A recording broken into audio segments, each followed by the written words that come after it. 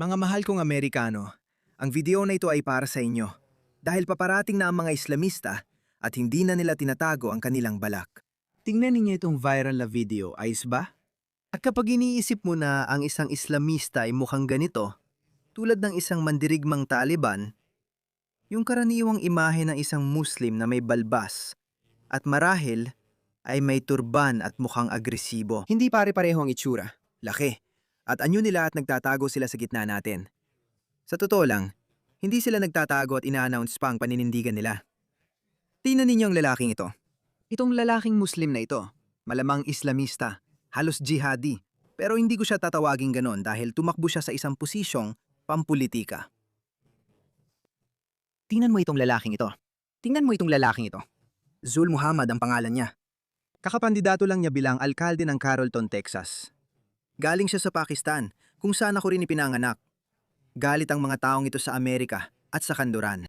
At wala silang ibang nais, kundi ang tuluyang pagbuwag at pagwasak ng sibilisasyong kanluranin, lalo na ang Estados Unidos. Galit na galit sila sa Amerika. Tingnan mo naman ang kapal ng mukha nila. Ginagamit nila ang mga pagpapahalagang kanduranin, gaya ng malayang pananalita laban sa kanduran sa publiko. Ilang beses ko na ito nabanggit, mga kaibigan. Ang layunin ng malayang pananalita ay hindi para hayaang pumasok ang mga dayuhan na galit sa Amerika at subukang gamitin ang malayang pananalita para sirain ang malayang pananalita o pabagsakin ang gobyerno ng US. Isipin mo, may malayang pananalita na tayo sa Amerika mula nang itinatag ito mga 250 taon na halos. Hindi pa nga ganun katagal. Sa tingin ko, na yung taon ng ika-250 taon ng kalayaan ng Amerika. Kaya mula noon ay meron na tayong malayang pananalita. Pero sa tingin mo ba noong dekada 30, papayagan natin ang mga Nazi na pumunta sa New York, magdala ng megaphone at magpakalat ng lason laban sa Amerika? Malaya pa rin ang pananalita noon at prinsipyo na dapat payagan kahit Nazi magsalita. Pero anong nagbago? Noon, walang Amerikanong kaliwa o kanan ang papayag doon. Bakit? Dahil habang gumabalik tayo sa kasaysayan ng ating lipunan, makikita natin na mas makabayan, makabansa, at kahit makatribo pa nga ang mga tao noon kung gusto mong sabihin. Pero ngayon, hindi na tayo makatribo. Hindi na tayo makabansa o makabayan. Kahit ang pagiging makabayan ay tinuturing ng sobrang kanan, rasista at xenophobic. Kahit yun mismo ang kailangan sa panahon ngayon. Sa ngayon, wala nang ibang panahon, kundi ngayon. Sa kasaysayan, mayon lang pinakakailangan tumayo ka at sumama sa iyong tribo. Tingnan mo, nabubuhay tayo sa mga bansa, maliban na lang kung makakaisip ka ng bagong kaayusang panlipunan na walang bansa. Siya ka lang ako makikinig. Pero sa ngayon, nabubuhay tayo sa panahon ng mga bansa. Sige, nasa ganitong panahon na tayo ng 250 taon sa kaso ng US at siguro mga 150 taon o kahit 100 taon para sa karamihan ng mundo. Kaya kailangan nating maging makabansa. Kailangan nating maging makabayan at kailangan nating maging makatribo. Kapag sinabi kong makatribo, ang ibig kong sabihin ay ang ating bansa, ang ating mga konstitusyon, ang ating paraan ng pamumuhay. Dahil ang mga taong ito ay kumakatok na sa pintuan. Narito na ang mga taong ito at ipinapahayag nila ang kanilang presensya. At pakinggan mo ang taong ito. Pakinggan mo lang siya. May punto siyang magsalita. Siguro hindi siya ipinanganak sa Amerika. Tinitiyak ko sa iyo, nakiusap siya. Wala nang mas mahalaga sa buhay niya, kundi ang makapunta sa Amerika. Kaya lumipat siya sa Amerika. Napakabait na Amerika sa kanya, na inisipan niyang may pagkakataon siya sa pamamagitan ng pagtakbo sa isang posisyon. Ginawa niya ito.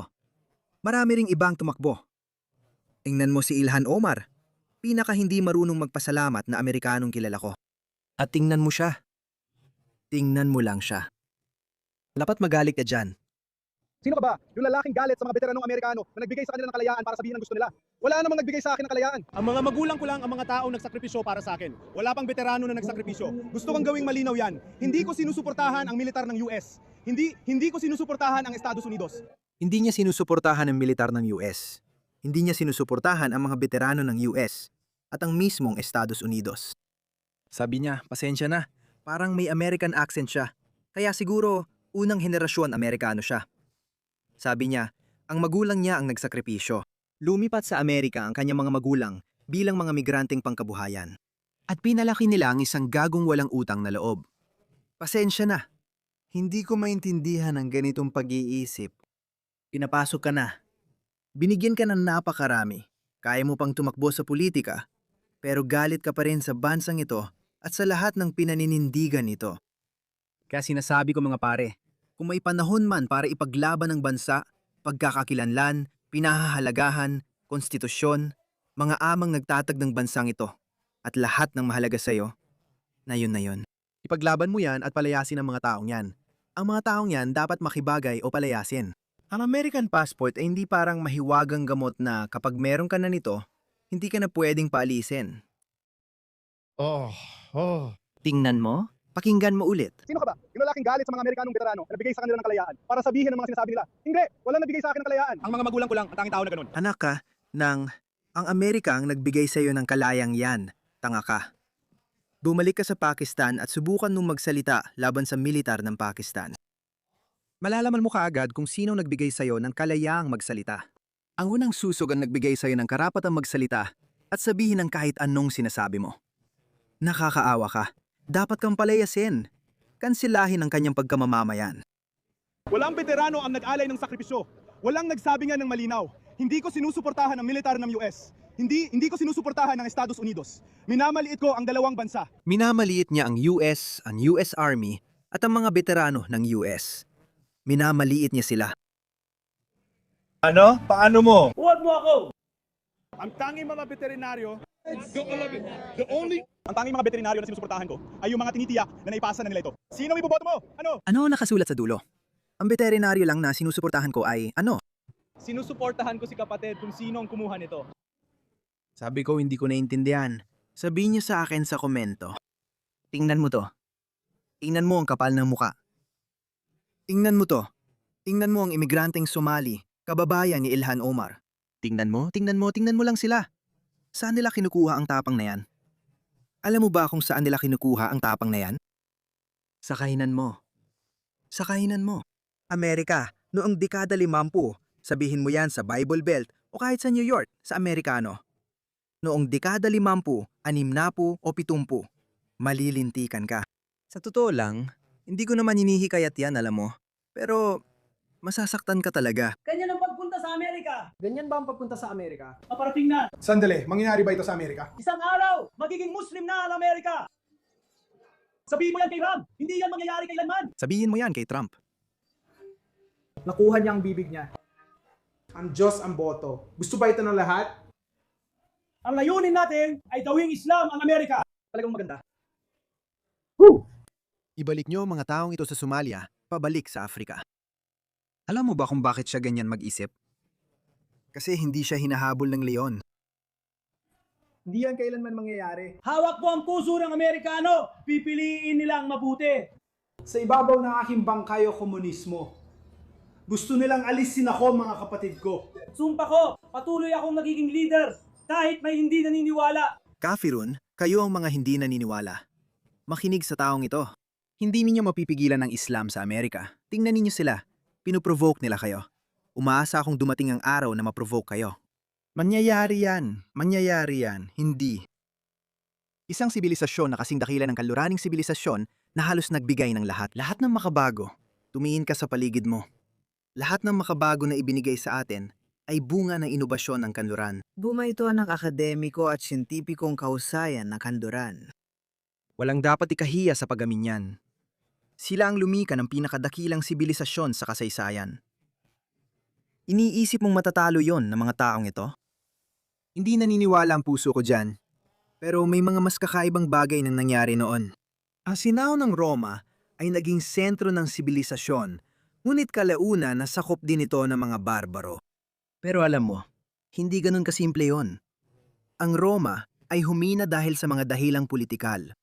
Humihina ba tayo sa politika? Humihina rin ba ang kanluran?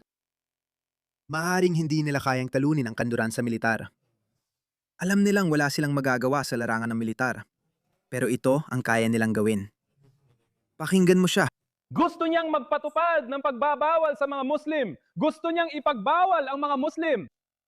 Sasabihin naming ipinagbawal ito sa inyong bansa. Kahit Amerika, di mo rin bansa. Tingnan mo, Kahit saan sila magpunta. Saan man sila magpunta, sinasabi nilang benta. May nagsabi sa akin na maraming Muslim ang dumadagsa sa hapon ngayon. Hindi malinaw kung bakit. Yung punong ministro na si Takashi, na una kong hinangaan, binabaha niya ang hapon ng mga migranteng Muslim. Ngayon, sinasabi ng mga Muslim na aktivista sa Hapon at sa social media na dahil sinakop ng Hapon ang Malaysia at mga lupain ng Muslim, may karapatan daw silang sakupin ang Hapon. Halos wala pa silang matibay na pwesto sa Hapon. Alam mo ba kung bakit nila sinasabi yon? Para itama ang impormasyon sa mga kababayan nila. Mga kaibigan, lupa ito ni Allah. Ito mismo ang sinabi ni Muhammad. Sinabi ni Muhammad na kailangan mong ipalaganap ang Islam sa buong mundo. Sa eskatolohiyang Islam, hinuhula ang sasakupin ng Islam ang buong mundo sa katapusan ng mundo.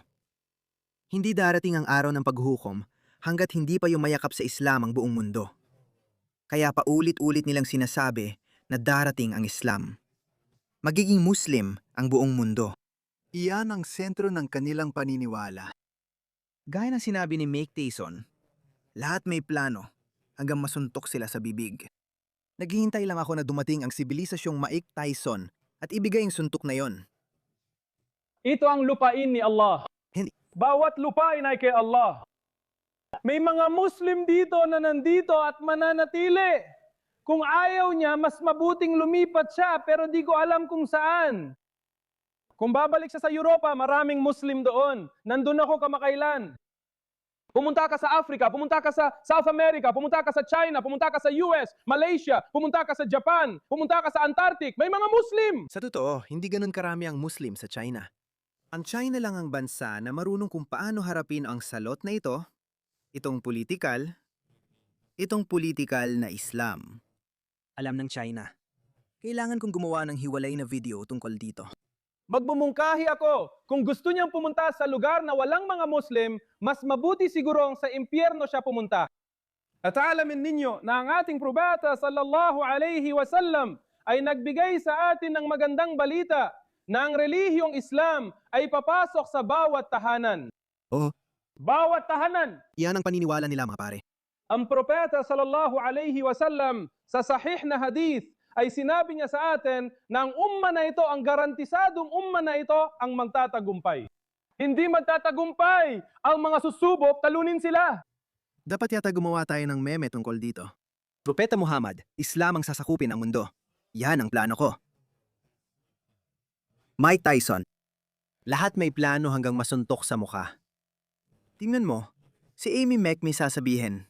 Pakinggan natin siya. Ang makinang pampagboto ng mga Muslim at ang kaawa-awang baba ng paglahok sa botohan sa Amerika ay isinusuko ang bansa sa Islam. Napansin din natin ang parehong pangyayari sa UK. Habang karamihan sa mga sentristang kanluranin ay hindi pinapansin ang demokrasya dahil akala nila ay normal lang ito. Wala kayong ideya sa ginagawa ninyo. At dahil hindi sila politisado, ang mga Muslim naman ay sobrang politisado at mataas ang voter turnout nila. Tingnan mo ito. Pakinggan ang Muslim na ito. Mga eleksyon kung saan 16% lang Ng mga rehistradong butante ang buboto dyan. Kapag mababa ang bilang ng mga bumuboto at dikit ang laban, may kakayahan tayong magdesisyon kung sino ang mananalo. Ngayong gabi, Narinig niyo ba yon mga pare? Totoo yan. Kung mababa ang bilang ng mga bumuboto at maliit ang lamang, pwede silang makaapekto. At paano sila makakaapekto? Parang yung unang lalaking ipinakita ko sa inyo, itong taong ito. Iyon ang inaasahan ng taong ito. Itong payaso na ito, itong Islamistang ito, anak ng mga migranteng Muslim na Pakistani. Umasa siya na mananalo siya. Kung makandidato siya bilang alkalde ng Carrollton sa Texas. At umasa siya na makukuha niya ang boto ng mga Muslim, sapat para magtagumpay siya. Hindi siya nagtagumpay, pero magtatagumpay siya dahil hindi ninyo ito sineseryoso. Pasensya na.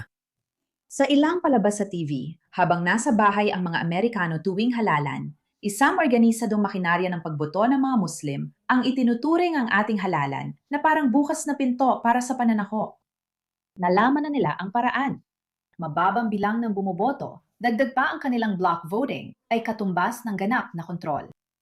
Sinuri na nila ang mga numero at target nila ang lugar na mababa ang turnout. mga school board, city council, mga puwesto sa kongreso. Bawat puwesto na kayang baguhin ang resulta ng ilang libong dedikadong block votes. Mas epektibo ang politika sa antas ng estado at mas malaki ang epekto ng mga Muslim dahil mas kaunti ang boto na kailangan. Sa antas ng munisipyo, sa antas ng estado, at maging sa antas ng kongreso. Talaga? Sige. 100%. Pwede mo bang sabihin sa akin kung paano? Oo, kongresyonal na distrito 11 sa Virginia. May 54,000 rehistradong Muslim, pero kailangan lang na mas mababa sa 20 boto para manalo. 54,000 Muslim. Kita mo ba kung paano nila ito ginawa sa UK? Ang UK ay pugad ng sektarianismo. Wala silang pakialam. Ang mga Muslim ay naging... May sinagawang survey sa UK at sinabi ng mga Muslim na wala silang pakialam kahit sa mga lokal na eleksyon, lokal na pangkalahatan, mga lokal na eleksyon kung saan walang kinalaman ng foreign policy. Wala silang pakialam. Hindi ko alam kung anong katumbas niyan dito sa US. Pero sa madaling salita, mga lokal na eleksyon kung saan ikaw ang responsabale sa pagpapanatili ng lokal na infrastruktura, paglilinis at iba pa. Sinabi ng mga Muslim na mas mahalaga sa kanila ang Gaza kaysa ekonomiya o lokal na issue. Hindi nila ito iniintindi. Mas mahalaga sa kanila ang sekta-sektang politika at ang o komunidad ng Muslim.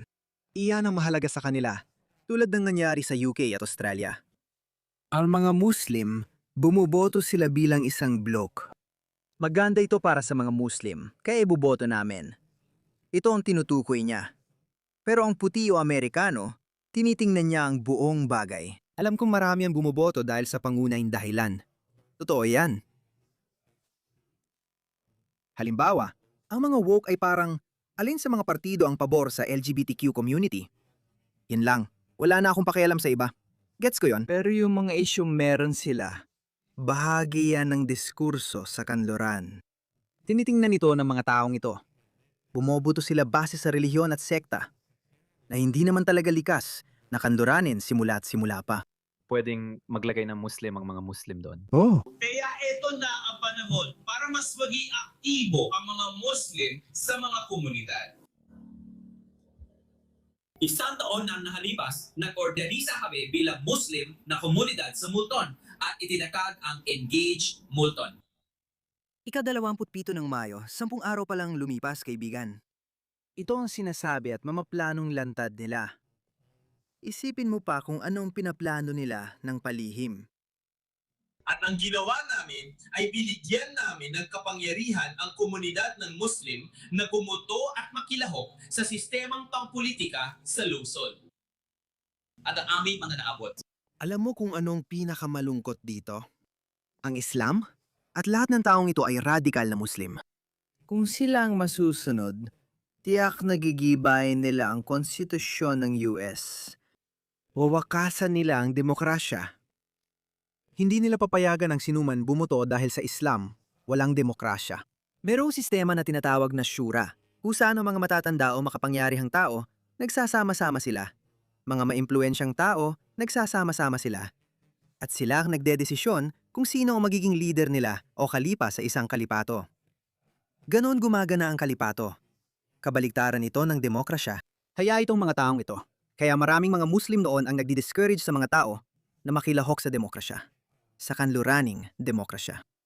Maraming Muslim sa Pakistan ang nagsasabing iwasan ang demokratikong proseso dahil hindi ito Islamiko. Pero natuto sila. Naisip nila, hindi natin sila matatalo sa militar. Kaya gamitin na lang natin ang demokrasya para wakasan ang demokrasya. Ganyan ang ginagawa nila at hinahayaan natin dahil sinusubukan natin.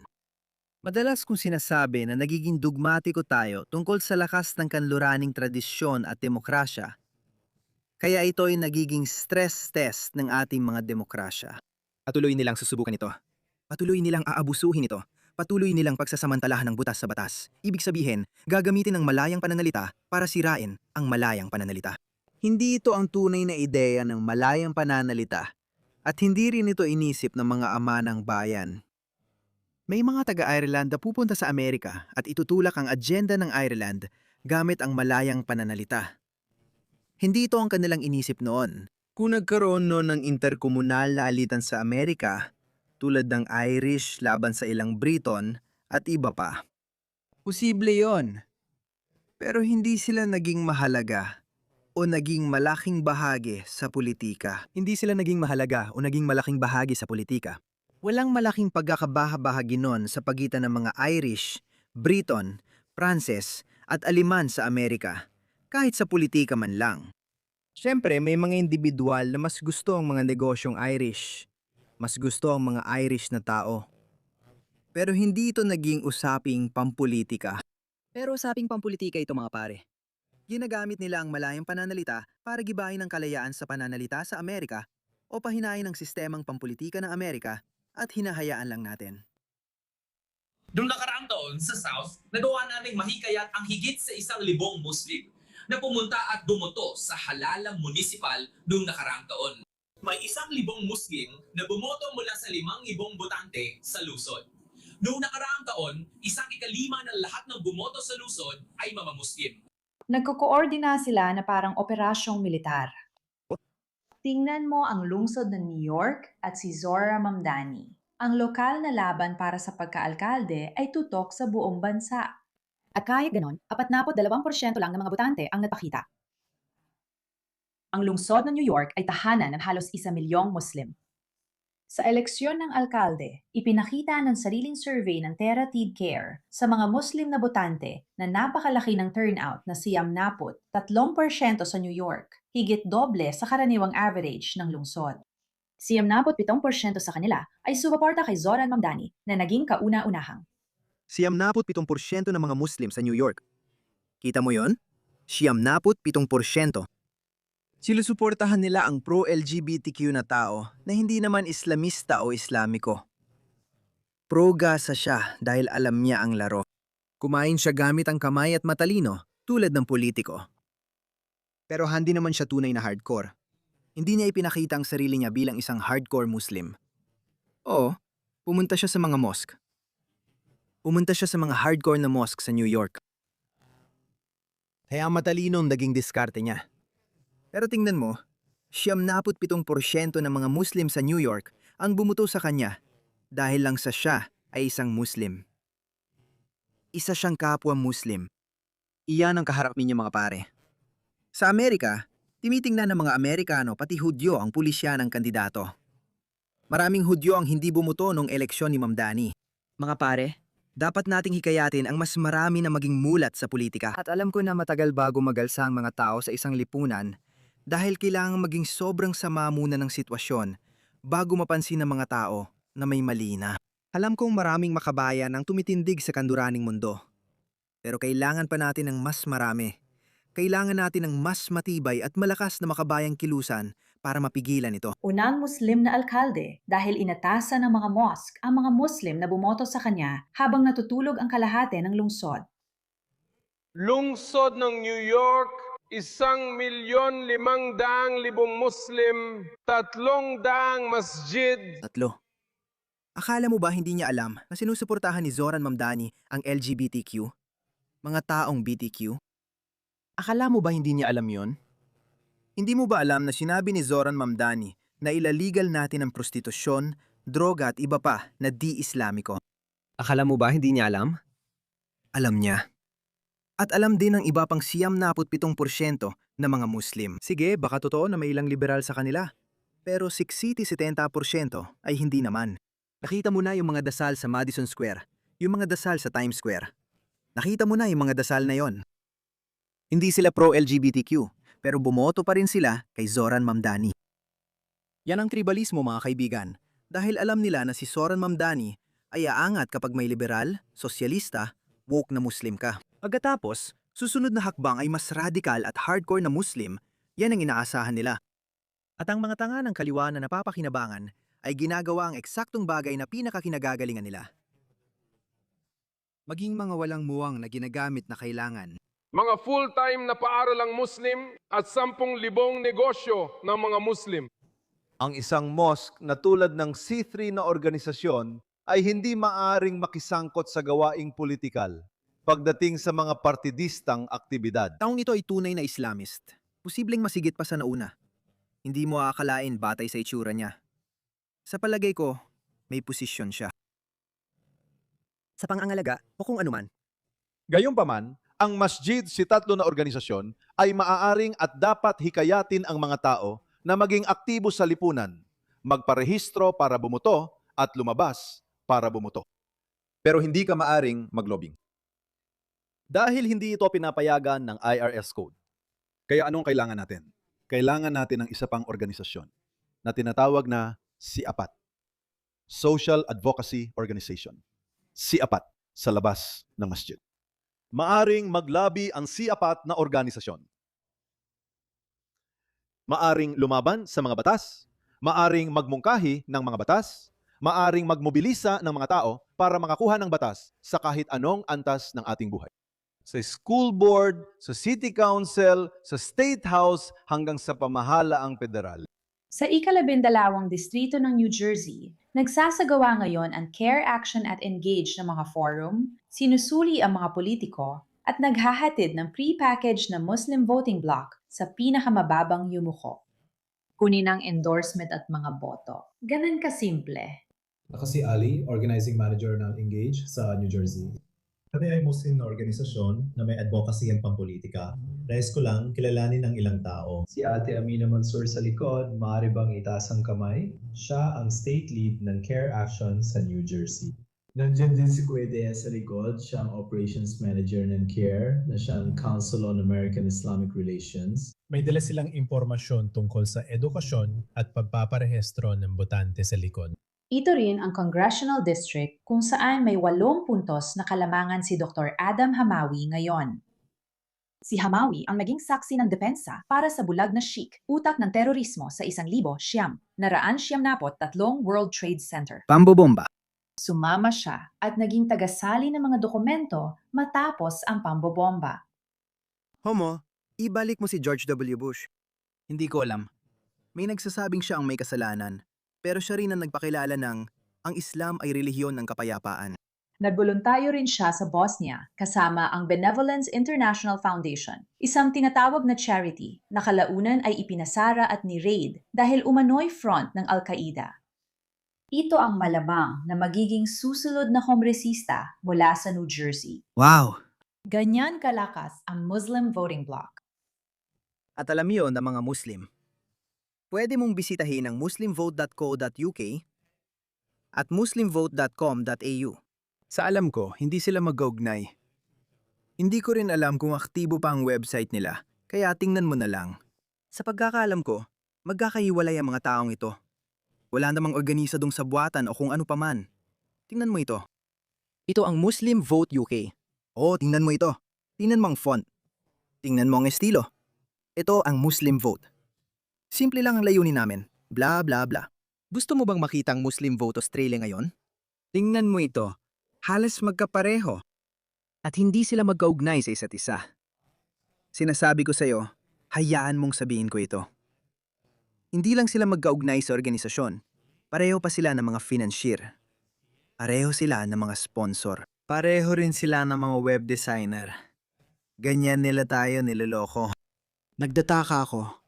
Nasaan ang mga tagapagbantay natin? Bakit hindi nila binabantayan ang mga ito?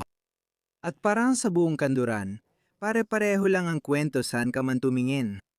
Inaabuso ng mga taong ito, pinapakinabangan nila ang mga butas sa ating mga sistema, at ginagamit lang nila ito sa kanilang kapakinabangan. At wala namang gustong gumawa ng kahit ano tungkol dito. Dapat nakakagalit yan. Bilang miyembro ng Kongreso, anong mga hakbang ang gagawin mo para matiyak na lahat ng komunidad, lalo na ang mga pinakananganganib, ay ligtas at suportado sa gitna ng tumitinding agresyon mula sa ICE? Ang unang sagot ay manggagaling kay Doktor. Ako si Muhammad. Napakasimple lang mula sa simula. Kailangan lang nating bogey ng ICE. Sa ngayon... Ano? Sinabi mo bang dapat nating bumbahin ang mga lugar? Lalong tumitindi ang agresyon ng ICE. Unahin nating kunin ang sagot kay Doktor. Adam Hamid, simula pa na simple na. Bogey ng ICE dahil hindi nito maisasalba. May mga stormtroopers na nag-aalakad sa kalsada na nanakot ng tao. Kaya kailangan itong alisin. Kailangan nating bumbahin ang mga lugar, tapos tinatawag nilang mga stormtrooper ang mga ahente ng ICE. Inihalin tulad niya ang mga ahente ng ICE sa stormtrooper dahil alam nila ang mga sikat na salita. Bakit hindi pa siya inaaresto? Parang ibig kong sabihin, Akala ko walang awa ang FBI. Akala ko walang awa ang CIA. O tapos, ano nga ulit yung organisasyon na pinagtatrabahuhan ni Edward Snowden? At ano yon, pambansang seguridad o kung anuman, Homeland Security? O hindi, may isa pa. Oo, sabi nila nakikinig sila sa mga tawag natin sa telepono. Sino pa ang dapat makinig sa mga tawag nyo kung hayagan nyo namang sinasabi sa kamera? Saka sinabi lang niya na kailangan nilang bumbahin ang mga ICE detention center at pumatay ng mga tao. May namimiss ba ako? Amerika, magising ka na. Magising ka na. Ang lokal na eleksyon ang nagtatakda ng kurikulum ng mga anak mo, buwis sa ari-arian, proteksyon ng pulis, at kinabukasan ng komunidad. Nauunawaan ito ng Muslim Brotherhood Network. Organisado at may motibasyon sila. At bumuboto sila bilang isang blok. Dogmatiko sila pagdating sa ideolohiya. Akala mo mahal mo ang bansa mo? Akala mo nasyonalista ka? Nasyonalista ka ba? Oh, kayo, kahit ano pa kayo, mas matindi pa ang mga to kaysa sa inyo. Hindi kami ganun. Habang natutulog tayo, sila ang nagpapasya. Lumabas at bumuto kahit gaano kalaki o kaliit ang eleksyon dahil nakasalalay dito ang kinabukasan ng ating bansa. Talagang nakasalalay dito. At kung hindi pa yung naging panawagan para sa'yo, hayaan mong tapusin ko ito sa video na ito. Muling mamumuno ang Islam sa mundo. Walang ibang pananampalataya ang may ganitong moralidad.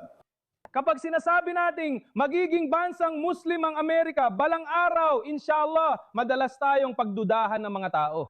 Pero ang totoo, yun talagang layunin natin. Lahat ng tao ay may kanya-kanyang ideya kung ano ang gusto nilang maging Amerika.